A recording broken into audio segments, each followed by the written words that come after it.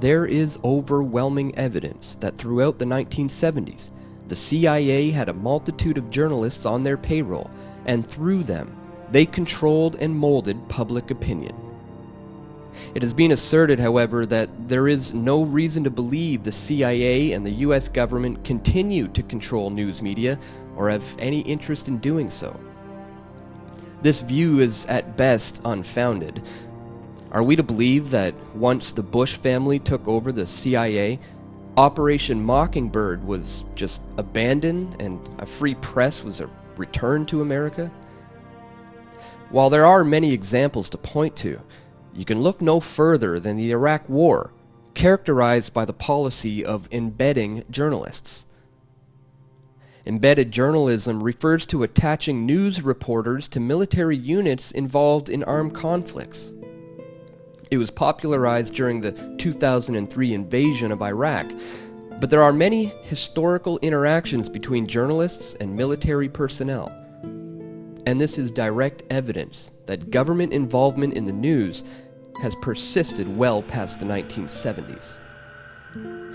In a move that allowed the Bush family and company to garner public support for the genocide in Iraq, the Department of Defense brought American and international writers, photographers, and a few cameramen into units of the armed forces. Few, if any, media organizations objected to the invasion's lack of legitimacy, and many sent journalists to be trained and ride alongside the troops. And of course, all the so-called journalists selected for embedding by the DoD were from the so-called mainstream media organizations, leaving out smaller news outlets, especially those with an anti-war bias, who were more likely to object to censorship and report the truth. Now you could say, well, Dan, this was all part of the Department of Defense, not the CIA. But what I'm talking about here is the military-industrial complex, the war apparatus. Embedding the media into combat zones, especially when the Department of Defense is choosing who may cover military actions and who may not, introduced a huge bias into the war coverage, and this continues to this day.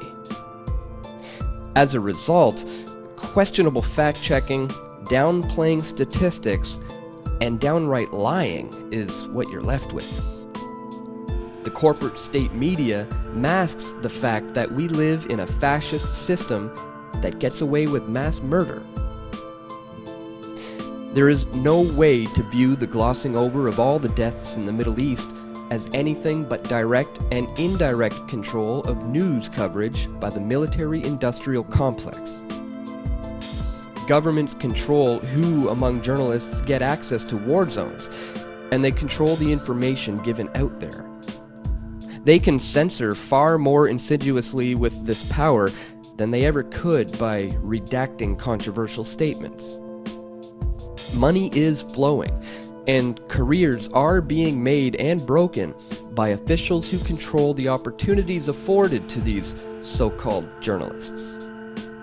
The result is a corporate state media parroting the murderous agenda of the establishment, but masking it under the language of humanitarian wars or an international terrorism conspiracy.